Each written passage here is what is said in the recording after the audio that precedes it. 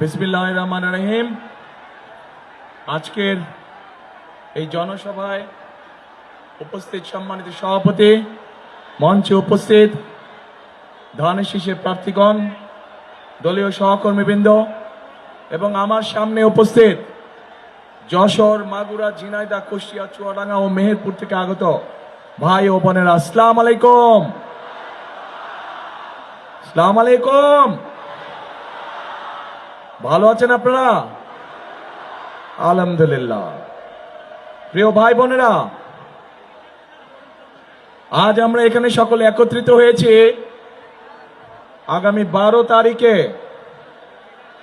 বাংলাদেশের মানুষের যে রাজনৈতিক অধিকার বিগত প্রায় 1 যুগেরও বেশি সময় আগে কেড়ে নেওয়া হয়েছিল, বাংলাদেশের মানুষের কথা বলার যে অধিকার বিগত প্রায় 1 যুগ আগে কেড়ে নেওয়া হয়েছিল, সেই অধিকারকে প্রয়োগ করার, যার জন্য গত 1 যুগে হাজারো মানুষ গুম খুন খুনের শিকার হয়েছে, লক্ষ লক্ষ মানুষ গায়েবী মামলার অত্যাচার নির্যাতনের শিকার হয়েছে, সেই অধিকার ইনশাআল্লাহ বাংলাদেশের মানুষ প্রয়োগ করতে যাচ্ছে। কিন্তু এই অধিকারকে আদায় করার জন্য বহু মানুষকে তার জীবন উৎসর্গ করতে হয়েছে, বহু লক্ষ মানুষ অত্যাচার নির্যাতনের শিকার হয়েছে। প্রিয় ভাই বোনেরা,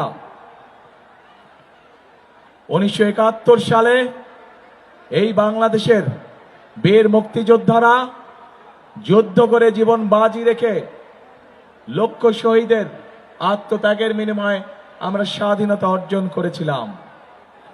একইভাবে 2024 সালের জুলাই আগস্টে ছাত্র জনতার আন্দোলনের মাধ্যমে সেই স্বাধীনতাকে আমরা রক্ষা করেছি।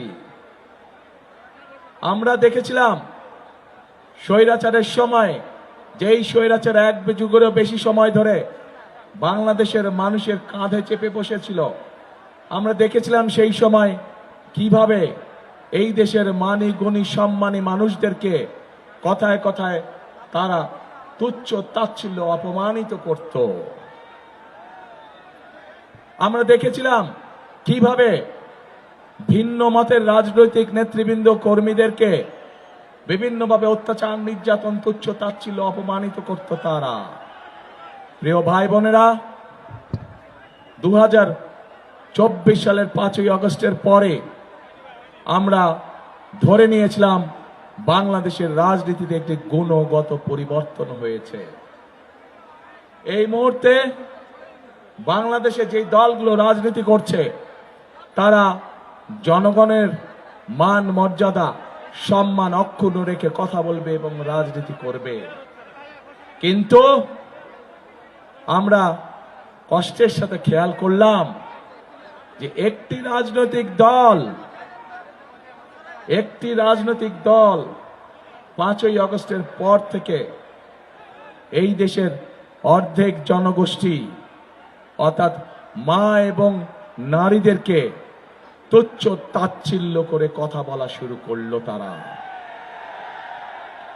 একটি রাজনৈতিক দল উঠে পড়ে লাগলো কিভাবে মা বোনদেরকে ঘরের ভিতরে আটকে রাখা যায়।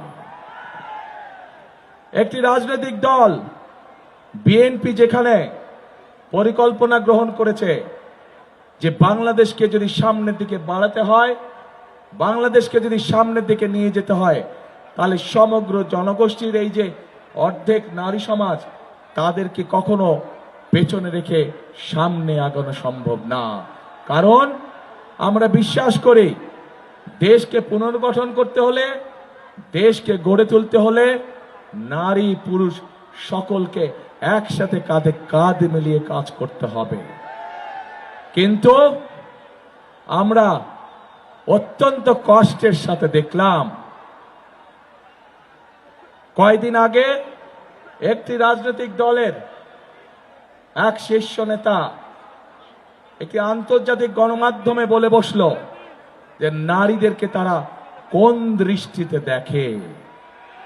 শুধু তাই নয়, গতকাল আমরা দেখলাম,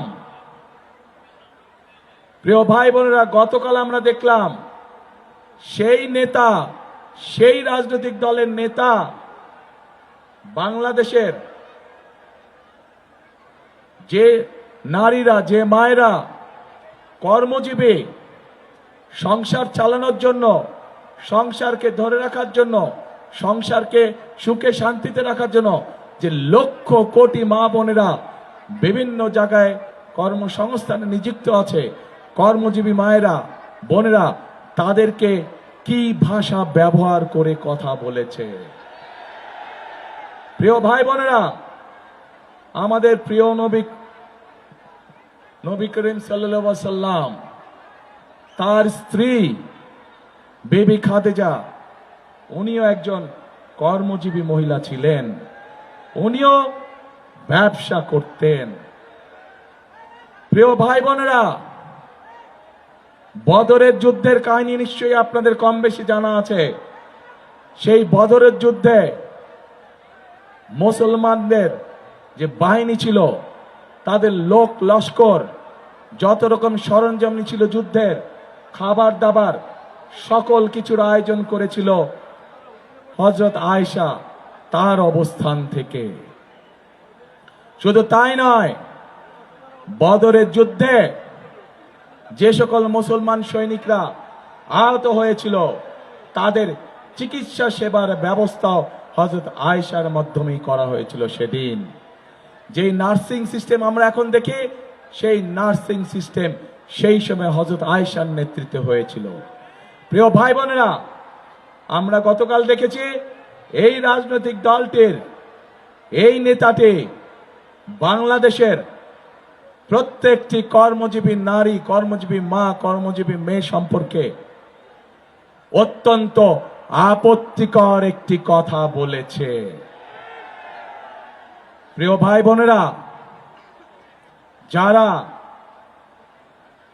নিজেদের দেশের মানুষকে এইভাবে আপত্তিকর বিশ্লেষণ করে, তাদের কাছ থেকে কি বাংলাদেশের জনগণ ভালো কিছু আশা করতে পারে?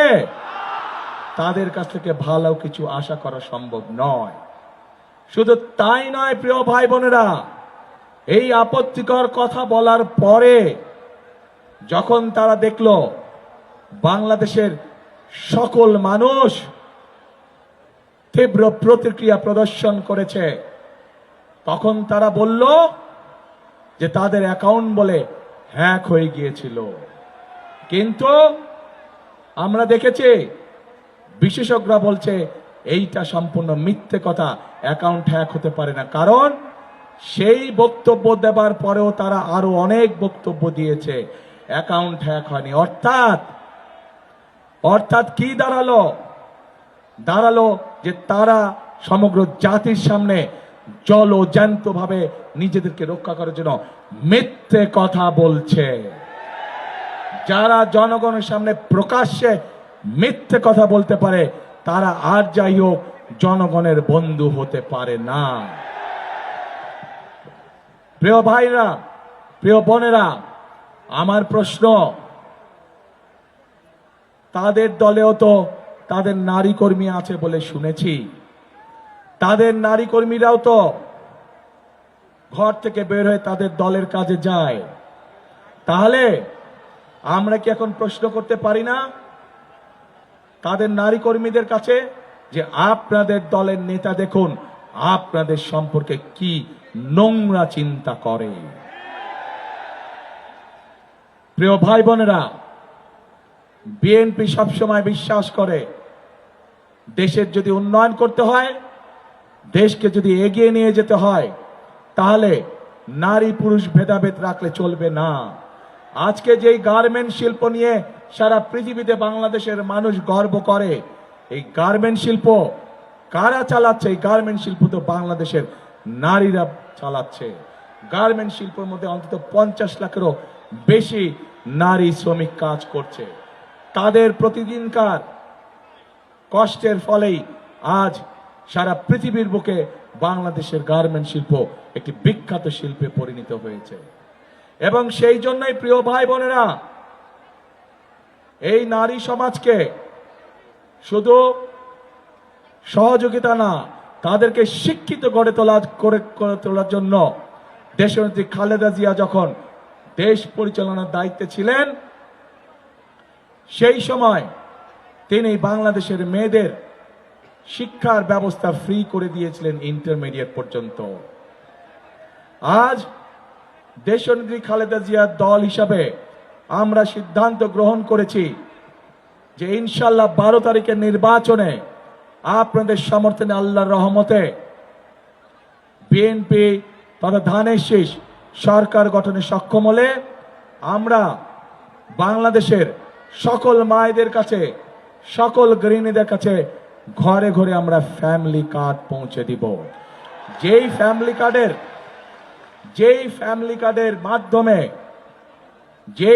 কার্ডের মাধ্যমে বাংলাদেশের প্রত্যেকটি পরিবারের গৃহিণী বা মা সরকারের পক্ষ থেকে প্রতি মাসে ন্যূনতম একটি সুযোগ বা সুবিধা পাবে।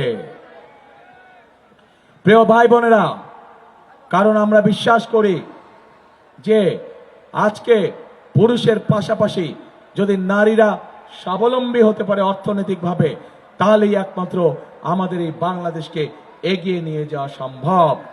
অন্যথায় কোনোভাবে দেশকে এগিয়ে নিয়ে যাওয়া সম্ভব না। সেজন্যই আমরা বাংলাদেশের অর্ধেক জনগোষ্ঠীকে পেছনে রেখে আমরা আশা কোনোভাবেই করতে পারি না যে বাংলাদেশ উন্নতি করবে। বাংলাদেশ তখনই উন্নতি করবে যখন নারী পুরুষ কাঁধে কাঁধ মিলিয়ে একসাথে আমরা ইনশাল্লাহ কাজ করতে পারবো। প্রিয় ভাই বোনেরা, আজকে আমরা খেয়াল করলে দেখতে পাচ্ছি যে বিগত স্বৈরাচারের সময় যেভাবে এই দেশের মানুষের ভোটের অধিকারকে কেড়ে নেওয়া হয়েছিল, যেভাবে আমিডামি নির্বাচন করা হয়েছিল, যেভাবে নিশিরাতে নির্বাচন করা হয়েছিল, ওই যেই দলটির কথা বললাম, যারা নিজের দেশের সন্তানদেরকে, নিজের দেশের নারীদেরকে ঘরে আটকে রাখতে চায়, এরা এখন ষড়যন্ত্র শুরু করেছে কিভাবে নির্বাচনকে বাধাগ্রস্ত করা যায়। এরা এখন তাদের লোকজনকে মা বোনদের কাছে পাঠাচ্ছে এনআইডি নাম্বার নেওয়ার জন্য, বিকাশ নাম্বার নেওয়ার জন্য। এই খবর আছে আপনাদের কাছে? কাজেই তারা বলে সৎ লোকের শাসন কায়েম করবে। আরে ভাই, আপনাদের এই প্রস্তাবটাই তো সবচেয়ে বড় অসৎ প্রস্তাব। আপনারা অসৎ প্রস্তাব দিয়ে কাজ শুরু করে কিভাবে আপনারা মনে করেন যে আপনারা সৎ লোকের শাসন কায়েম করবেন? আপনারা সমগ্র জাতির সামনে মিথ্যে কথা বলেন যে আপনাদের অ্যাকাউন্ট হ্যাক হয়ে গিয়েছিল। বিশেষজ্ঞরা প্রমাণ করেছে আপনাদের অ্যাকাউন্ট কোনো হ্যাক ম্যাক কিচ্ছু হয় নাই।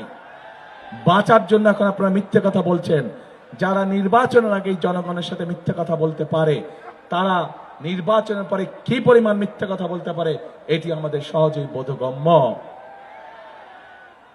প্রিয় ভাই বোনেরা, আজকে নির্বাচনকে বিতর্কিত করার জন্য, বাধাগ্রস্ত করার জন্য এরা উঠে পড়ে লেগেছে। সেই জন্য আজকে এখানে লাখো জনতার উপস্থিতিতে আপনাদেরকে এবং আপনাদের মাধ্যমে সকল মা বোন এবং সকল ভাই বোনদেরকে, আপনাদেরকে এবং আপনাদের মাধ্যমে আপনাদের এলাকার সকল মানুষের কাছে আমি একটি আহ্বান জানাতে চাই। আপনাদেরকে অত্যন্ত সতর্ক এবং সজাগ থাকতে হবে, যাতে কেউ ষড়যন্ত্র করে আপনার সেই ভোটের অধিকারকে কেড়ে নিতে না পারে। আবার প্রিয় ভাই বোনেরা, নতুন গল্প শুনছি, ইদানিং নতুন গল্প শুনছি যে এবার বলে ভোট গণনা করতে অনেক বেশি সময় লাগবে। প্রিয় ভাই বোনেরা, এই দেশের মানুষ হয়তো গত এক যুগ ভোট দিতে পারেনি, কিন্তু ভোট দেওয়ার যে অভিজ্ঞতা তাদের নাই তা না। 91 সালে ভোট দিয়েছে, 96 সালে ভোট দিয়েছে, 2001 সালে ভোট দিয়েছে। ভোট গণনা করতে কেমন সময় লাগে বাংলাদেশের মানুষের সেই ধারণা আছে। কাজেই যদি কেউ ভোট গণনা করতে দেরি হবে, এই উসিলা দিয়ে যদি কেউ কোনো সুযোগ নিতে চায়, প্রিয় ভাই বোনেরা, আপনাদেরকে তা প্রতিরোধ করতে হবে। পারবেন ইনশাআল্লাহ। প্রিয় ভাই বোনেরা, আমি আগেই বলেছি, আমরা রাজনীতি করি, বিএনপি রাজনীতি করে এই দেশের মাটির জন্য, এই দেশের মানুষের জন্য, এবং সেই জন্যই বিএনপি বাংলাদেশের মানুষের সমর্থনে আল্লাহর রহমতে যতবার সরকার গঠন করেছে, প্রত্যেক সময় বিএনপি চেষ্টা করেছে এমন কাজ করতে যেই কাজগুলোর মাধ্যমে এই এলাকার মানুষের উন্নয়ন হয়। স্কুল কলেজ তৈরি করা, রাস্তাঘাট তৈরি করা সহ কর্মসংস্থানের ব্যবস্থা করা। কিন্তু আমরা বিগত 15 বছর দেখেছি, বিগত 15 বছর আমরা দেখেছি কিভাবে দেশের মানুষকে তার এলাকার উন্নয়ন থেকে বঞ্চিত করা হয়েছে। প্রিয় ভাই বোনেরা, আজকে এই বৃহৎ অঞ্চল, এখানকার কৃষক ভাইদের জন্য সবচেয়ে বড় অন্যতম একটি সমস্যা হচ্ছে বিভিন্ন খাল ছিল, বিভিন্ন বিল ছিল, যেগুলা বন্ধ হয়ে গিয়েছে।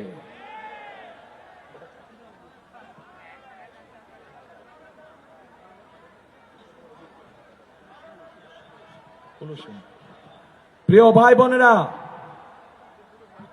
আপনাদের নিশ্চয়ই মনে আছে একটি খাল প্রকল্পের কথা, উলসি খাল, মনে আছে? চিনেন? শহীদ রাষ্ট্রপতি জিয়াউর রহমানের সেই গেঞ্জি পরা ছবি নিশ্চয়ই এখনো অনেকের চোখের সামনে ভাসে। সেদিন উলসি খাল প্রকল্পের মাধ্যমে, উলসি খাল খনন করার মাধ্যমে শুধু উলসি খাল নয়, সারা বাংলাদেশে শহীদ রাষ্ট্রপতি জিয়াউর রহমান এরকম হাজার হাজার খাল খনন করেছিলেন, যার সুবিধা এই দেশের কৃষক ভাইরা, এই দেশের কৃষক ভাইরা পেয়েছে। এবং শুধু কৃষক ভাইরাই নয়, তার ফলে কৃষক ভাইদের ফসলের উৎপাদন দ্বিগুণ হওয়ার ফলে তার সুবিধা দেশের সাধারণ মানুষে পেয়েছে। প্রিয় ভাই বোনেরা, আমরা ইনশাআল্লাহ 12 তারিখে আপনাদের ভোটে নির্বাচিত হলে আমরা সরকার গঠন করার সাথে সাথে আমরা উলসি খাল সহ সারা বাংলাদেশে খাল খনন শুরু করতে চাই। আপনারা কি আছেন আমাদের সাথে খাল খননে? কারা কারা যাবেন আমাদের সাথে খাল খননে? ইনশাআল্লাহ আপনাদের সাথে খাল খননে আবার দেখা হবে। প্রিয় ভাই বোনেরা, এই এলাকায় শহীদ রাষ্ট্রপতি জিয়াউর রহমান আর একটি প্রকল্প গ্রহণ করেছিলেন, জিকে প্রকল্প, জিকে প্রজেক্ট প্রকল্প। বিভিন্ন কারণে সেটি পরবর্তীতে বন্ধ হয়ে গিয়েছে। আমরা চাই ইনশাআল্লাহ আপনাদের সমর্থনে সরকার গঠন করলে সেই প্রকল্প আবার আমরা চালু করতে চাই। প্রিয় ভাই বোনেরা, একই সাথে আমরা সারা বাংলাদেশে মা বোনদের হাতে, গৃহিণীদের হাতে যেমন ফ্যামিলি কার্ড তুলে দিতে চাই, ঠিক একইভাবে আমরা সারা বাংলাদেশের সকল কৃষক ভাইয়ের হাতে কৃষি কার্ডও তুলে দিতে চাই। এই কৃষি কার্ডকে, এই কৃষি কার্ডের মাধ্যমে আমরা কৃষক ভাইদের কাছে ন্যায্য মূল্যে আমরা সার, বীজ, কীটনাশক, ওষুধ, যেটি তার যে পরিমাণ জমি, ওই জমির জন্য যে পরিমাণ প্রয়োজন, সেইটি আমরা তার কাছে ঘরে দিয়ে আসতে চাই, ঘরে পৌঁছে দিতে চাই কৃষক ভাইদেরকে। এবং এই কৃষি কার্ডের মাধ্যমে শুধু যে এটাই পাবে তা না, কৃষি ঋণ থেকে অন্যান্য সকল কিছু অনেক সহজ হবে। প্রিয় ভাই বোনেরা, শুধু কৃষক কার্ডই নয়, আমরা সিদ্ধান্ত গ্রহণ করেছি যে ইনশাআল্লাহ আপনাদের ভোটে বিএনপি সরকার গঠন করলে পরে এই মুহূর্তে যে সকল কৃষক ভাইদের 10,000 টাকা পর্যন্ত কৃষি ঋণ আছে, সেই কৃষি ঋণ আমরা সুদ সহ মওকুফ করব ইনশাআল্লাহ। কারণ বিএনপি নির্বাচিত এই সরকার গঠন করলে সেটি হবে জনগণের সরকার, সেটি হবে এই দেশের মানুষের সরকার। এবং এই দেশের মানুষের সরকার হবে বলেই আমরা সেই সকল কাজ করতে চাই যে সকল কাজ করার ফলে দেশের সাধারণ মানুষের ভাগ্যের পরিবর্তন হবে। প্রিয় ভাই বোনেরা, যশোর সহ, ঝিনাইদহ সহ, মাগুরা, মেহেরপুর, চুয়াডাঙ্গার একটি বড় সমস্যা আছে। আমাদের তরুণ সমাজের সদস্য, যুব সমাজের সদস্য, অনেক সদস্য আছে শিক্ষিত, কিন্তু তাদের কর্মের সংস্থান নেই।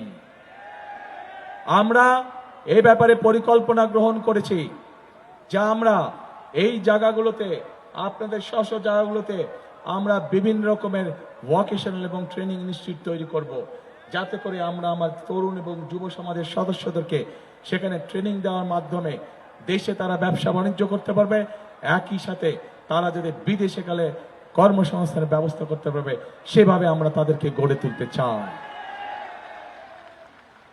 প্রিয় ভাই বোনেরা, আমরা নারী মা বোনদের জন্য কি করব তাদের কথা আপনাদের সামনে তুলে ধরেছি। আমরা কৃষক ভাইদের জন্য কি করব তাদের কথা আপনাদের সামনে তুলে ধরেছি।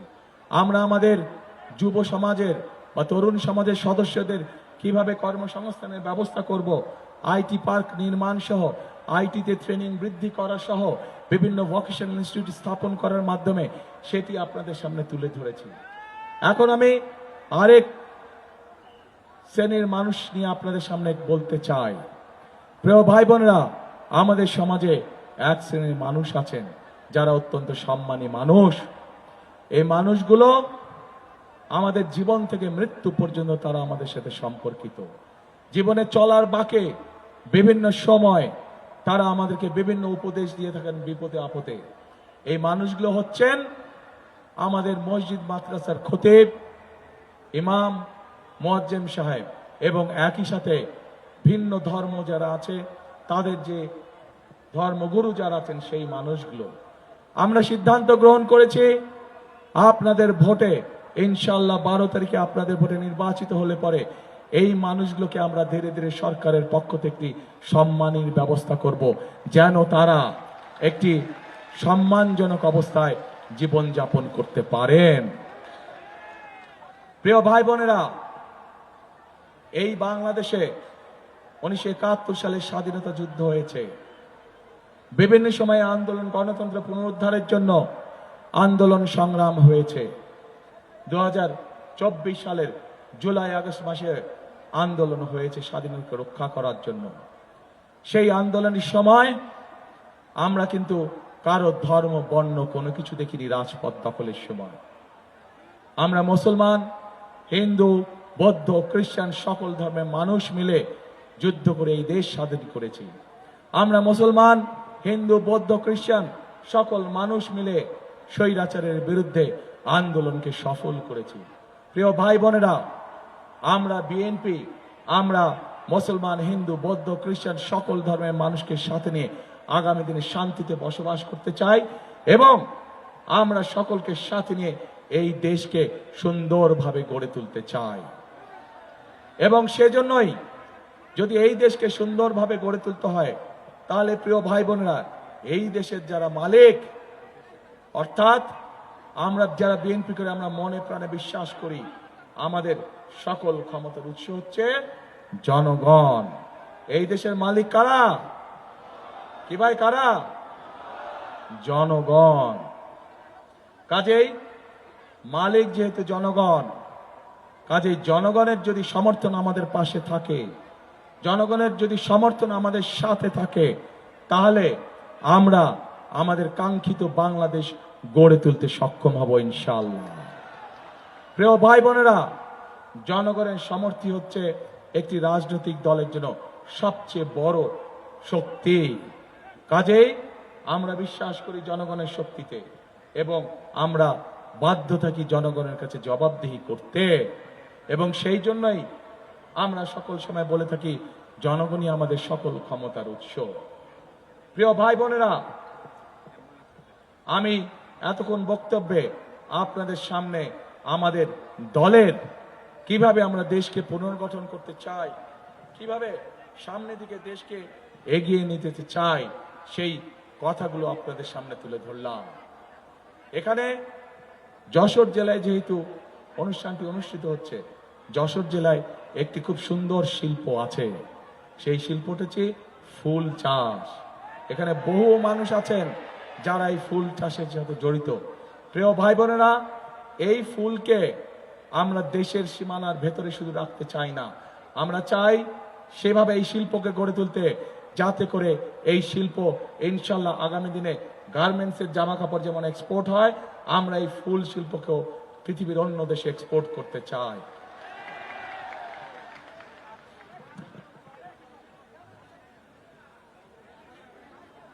প্রিয় ভাই বোনেরা, আজকে এই এলাকার আরেকটি শিল্প আছে।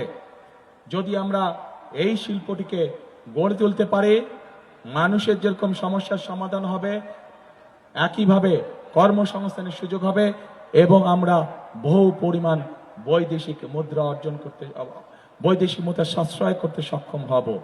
কি সেটি হচ্ছে আখ চাষ। আমরা দেখেছি এই এলাকায় প্রচুর আখ চাষ হয়, কিন্তু তারপরেও আমাদের চিনি কলগুলো বন্ধ হয়ে পড়ে থাকে। প্রিয় ভাই বোনেরা, আমরা এই চিনি কলগুলোকে আবার চালু করতে চাই। চিনি কলগুলো চালু করার মাধ্যমে আমরা যেমন কর্মসংস্থানের ব্যবস্থা করতে চাই, আমরা চাই দেশের বৈদেশিক মুদ্রাকে সাশ্রয় করতে, আমরা চাই এই দেশের মানুষ নিজের উৎপাদিত চিনি এই দেশেই ব্যবহার করতে যাতে সক্ষম হয়। প্রিয় ভাই বোনেরা, এভাবেই আমরা ধীরে ধীরে প্রত্যেকটি এলাকা, প্রত্যেকটি জেলা, সামগ্রিকভাবে সমগ্র বাংলাদেশকে আমরা পরিকল্পিতভাবে গড়ে তুলতে চাই, যার ফলে আমরা আমাদের প্রত্যাশিত বাংলাদেশকে গড়ে তুলতে সক্ষম হব। এখন প্রিয় ভাই বোনেরা, আপনাদের কাছে আমার একটি জিজ্ঞাসা, আপনাদের সকলের কাছে আমার একটি জিজ্ঞাসা। এতক্ষণ আমি আপনাদের সামনে আমাদের পরিকল্পনার কথাগুলো তুলে ধরলাম। আমরা দেশকে কিভাবে চিন্তা করছি সাজানোর জন্য, আমরা চিন্তা করছি দেশকে কিভাবে সুন্দরভাবে সামনের দিকে গড়ে তোলা যায়, আমরা চিন্তা করছি কিভাবে আমাদের মা বোনদেরকে অর্থনৈতিকভাবে, শুধু অর্থনৈতিকভাবে না, ফ্যামিলি কার্ডের মাধ্যমে অর্থনৈতিক এবং রাজনৈতিকভাবে স্বাবলম্বী করে গড়ে তোলার জন্য। আমরা চিন্তা করছি কিভাবে আমাদের কৃষক ভাইদের পাশে থেকে তাদেরকে অর্থনৈতিকভাবে স্বাবলম্বী করে গড়ে তোলার জন্য। আমরা চিন্তা করছি কিভাবে আমাদের তরুণ এবং যুব সমাজের সদস্যদের বিভিন্ন রকম কর্মসংস্থা তৈরি করার মাধ্যমে তাদেরকে এই বেকারত্বের অভিশাপ থেকে বের করে নিয়ে আসার জন্য। আমরা চিন্তা করছি আমাদের ধর্মীয় সম্মানী ব্যক্তি যারা আছেন, সে যে ধর্ম নিয়ে হোক না কেন, তাদেরকে একটি সম্মানজনক যাতে জীবনযাপন করতে পারেন তার ব্যবস্থা করার জন্য। এবং একই সাথে এলাকার বিভিন্ন যে গুরুত্বপূর্ণ প্রকল্পগুলি আছে সেগুলো কিভাবে আমরা বাস্তবায়ন করব সেটিও কম বেশি আপনাদের সামনে তুলে ধরেছি। প্রিয় ভাই বোনেরা, এখন আমার একটি জিজ্ঞাসা আছে। প্রিয় ভাই বোনেরা, আপনাদের সকলকে জিজ্ঞাসা আছে, রেডি? জিজ্ঞেস করবো নাকি? করব? এতক্ষণ তো আমি আমার পরিকল্পনার কথা বললাম, কিন্তু এই যে এখানে 22 জন দাঁড়ান তো, আপনারা একটু 22 জন শুধু প্রার্থী যারা তারা দাঁড়াবেন, একটু ধানের শীষটা উঁচু করে দাঁড়াবেন। এই যে 22 জন, এই যে 22 জন ব্যক্তি যার হাতে আপনারা ধানের শীষ দেখতে পাচ্ছেন, এতক্ষণ তো আমার পরিকল্পনা করছি, কিন্তু এই 22 জনকে নিয়ে আপনাদের পরিকল্পনাটা কে? আপনাদের পরিকল্পনা কে? কে আপনাদের পরিকল্পনা? ধানের শীষ না ধানের শীষ দিয়ে জেতানো এদেরকে? ধানের শীষ দিয়ে জেতানো। ধন্যবাদ। বসেন। এদের হাতে আমরা ধানের শীষ তুলে দিয়েছি। 12 তারিখ পর্যন্ত আপনারা এই 22 জনকে খেয়াল রাখবেন। ইনশাল্লাহ 12 তারিখে জিতলে বলে 13 তারিখ থেকে এরা খেয়াল রাখবে আপনার এলাকার উন্নয়ন, এরা খেয়াল রাখবে আপনার সমস্যার সবকিছু, ইনশাল্লাহ।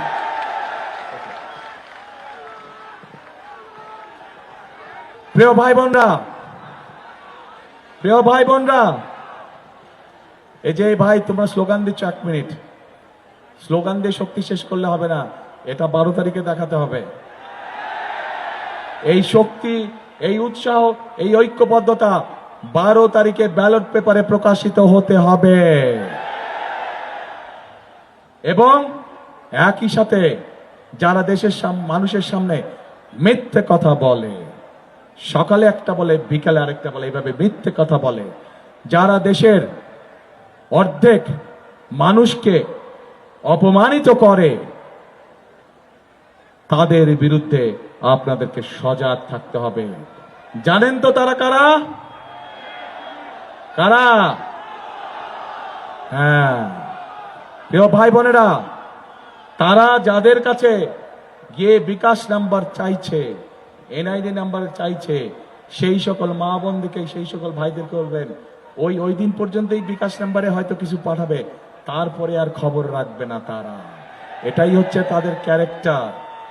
আমরা দেখেছি কিভাবে 71 সালে দেশের মানুষকে রেখে তারা অন্যদিকে চলে গিয়েছিল এবং তার কারণেই এত লক্ষ লক্ষ মানুষ সেদিন শহীদ হয়েছিল। আমরা দেখেছি যে 71 সালে তাদের ভূমিকার কারণে লক্ষ লক্ষ মা বোন তাদের সম্মান হারিয়েছে। অবশ্যই এটা তো বলে কোনো লাভ নেই, এটাই তাদের ক্যারেক্টার। এবং সেই জন্যই যার নিজের দেশের প্রতি দরদ নাই, 71 সালে প্রমাণ হয়েছে, আবার আজও প্রমাণ হলো, এই দেশের মা বোনদের জন্য, এই দেশের নারী সমাজের জন্য এদের কোনো দরদ নাই। কাজে প্রিয় ভাই বোনরা, আজ আমাদেরকে সতর্ক হতে হবে, আমাদেরকে সজাগ হতে হবে, চোখ কান খোলা রাখতে হবে যে ওইসব ষড়যন্ত্রীরা কোথায় কোথায় ষড়যন্ত্রের ওত পেতে বসে আছে। যেখানে ওত পেতে বসে থাকবে সেখানে আপনাকেও আপনার মতন করে জনগণকে সাথে নিয়ে ব্যবস্থা গড়ে তুলতে হবে, যাতে করে তাদের ষড়যন্ত্র কোনোভাবেই ফায়দা না পায়। এখন প্রিয় ভাই বোনেরা, আমরা কি বাংলাদেশকে আগামী দিন গড়ে তুলতে চাই? আচ্ছা, বাংলাদেশকে যদি আগামী দিন গড়ে তুলতে হয় তাহলে একটি কাজ, একটি স্লোগান, করব কাজ, গড়ব দেশ। তারপরে সবার আগে বাংলাদেশ, করব কাজ, সবার আগে বাংলাদেশ। প্রিয় ভাই বোনেরা, আজ আসুন এই নির্বাচনকে শুধু নির্বাচন দেখলে হবে না, এই নির্বাচনকে দেখতে হবে রাইট এবং রঙের দিন হিসাবে, দেশপ্রেমিক এবং দেশ বিরোধীদের দিন হিসাবে। এবং বাংলাদেশের মানুষ অতীতে কখনো ভুল করেনি, সকল সময় তারা দেশ প্রেমিকদের সমর্থন দিয়েছে। এবং তাই আমরা আল্লাহর রহমতে আত্মবিশ্বাসী, ইনশাআল্লাহ বিএনপি 12 তারিখে আপনাদের সমর্থন পাবে এবং আপনাদের সমর্থন নিয়েই বিএনপি শুরু করবে তার কাজ, করব কাজ, গড়ব দেশ, সবার আগে বাংলাদেশ। প্রিয় ভাই বোনেরা, যাবার আগে আরেকটি কথা বলে যাই, খাল কাটতে যাবেন কে কে আমার সাথে? হাত তোলেন। ইনশাআল্লাহ 12 তারিখে নির্বাচিত হলে পরে সরকার গঠন করে আমরা আসবো, খাল খনন কর্মসূচি শুরু করব। আমার সাথে থাকতে হবে সবাইকে, থাকবেন তো? ইনশাআল্লাহ। আল্লাহ হাফেজ। বাংলাদেশ জিন্দাবাদ, বাংলাদেশ জাতীয়তাবাদী দল জিন্দাবাদ। আসসালামু আলাইকুম।